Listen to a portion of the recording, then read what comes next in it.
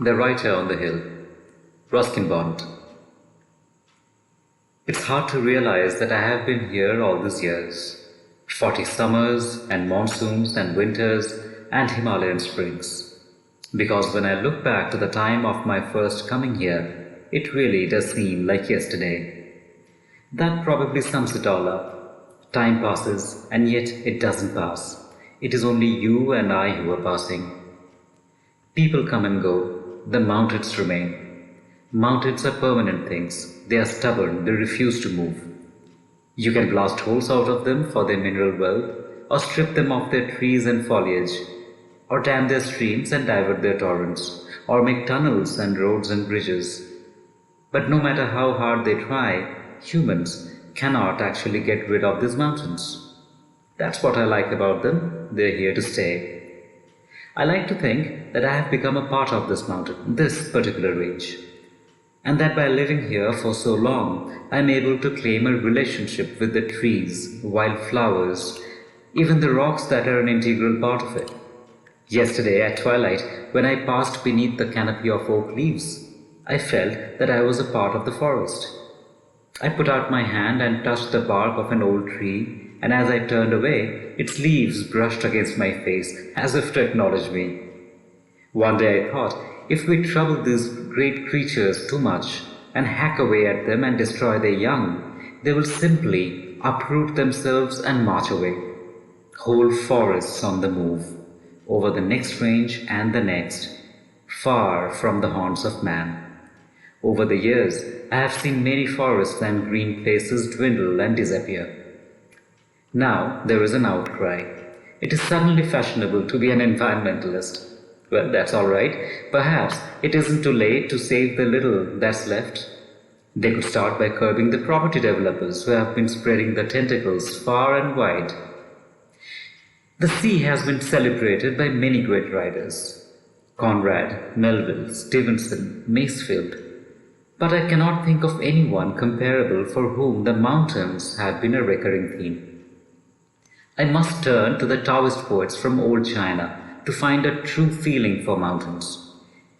Kipling does occasionally look to the hills, but the Himalayas do not appear to have given rise to any memorable Indian literature, at least not in modern times. By and large, I suppose writers have to stay in the plains to make a living. Hill people have their work cut out just trying to wrest a livelihood from their thin, calcinated soil. And as for mountaineers, they climb their peaks and move on in search of other peaks. They do not take up residence in the mountains. But to me as a writer, the mountains have been kind. They were kind from the beginning when I threw up a job in Delhi and rented a small cottage on the outskirts of the hill station. Today, most hill stations are rich men's playgrounds. But 25 years ago, there were places where people of modest means could live quite cheaply. There were very few cars and everyone walked about. The cottage was situated on the edge of an oak and maple forest, and I spent 8 or 9 years in it, most of them happy years, writing stories, essays, poems, books for children. It was only after I came to live in the hills that I began writing for children. I think this had something to do with Prem's children. Prem Singh came to work for me as a boy, fresh from his village near Rudraprayag in Pauri Garhwal. He was taller and darker than most of the young men from his area. Although in those days the village school did not go beyond the primary stage, he had an aptitude for reading and a good head for figures. After he had been with me for a couple of years, he went home to get married, and then he and his wife Chandra took on the job of looking after the house and all practical matters. I remained helpless with electric fuses, clogged cisterns, leaking gas cylinders, ruptured water pipes, tin roofs that blow away whenever there is a storm, and the do-it-yourself world of hill station India. In other words, they made it possible for a writer to write. They also nursed me when I was ill and gave me a feeling of belonging to a family, something which I hadn't known since childhood. Their sons Rakesh and Mukesh and daughter Savitri grew up in Maplewood Cottage and then in other houses and cottages when we moved. I became for them an adopted grandfather. For Rakesh, I wrote a story about a cherry tree that had difficulty in growing up. He was rather frail as a child. For Mukesh, who liked upheavals, I wrote a story about an earthquake and put him in it. And for Savitri, I wrote a whole bunch of rhymes and poems. One seldom ran short of material. There was a stream at the bottom of the hill, and this gave me many subjects in the way of small, occasionally large animals, wildflowers, birds, trees, insects, ferns. The nearby villages were of absorbing interest. So were the old houses and old families of the Landor and Mussoorie hill stations. There were walks into the mountains and along the pilgrim trails, and sometimes I slept at a roadside tea shop or at a village school. Sadly, many of these villages are still without basic medical and educational facilities taken for granted elsewhere. Who goes to the hills goes to his mother.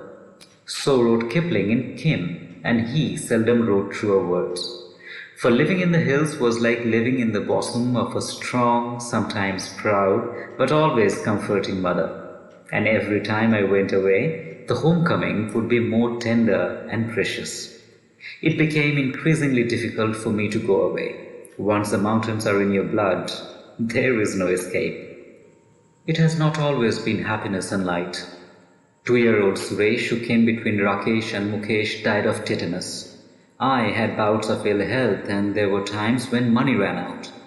Freelancing can be daunting at times, and I never could make enough to buy a house like almost everyone else I know. Editorial doors close, but when one door closes, another has for me almost immediately, miraculously opened.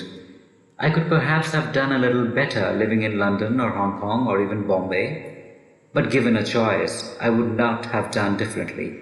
When you have received love from people and the freedom that only the mountains can give, you have come very near the borders of heaven. And now, Rakesh and Beena have 3 lovely children, and Mukesh and Vinita have 2 little scamps.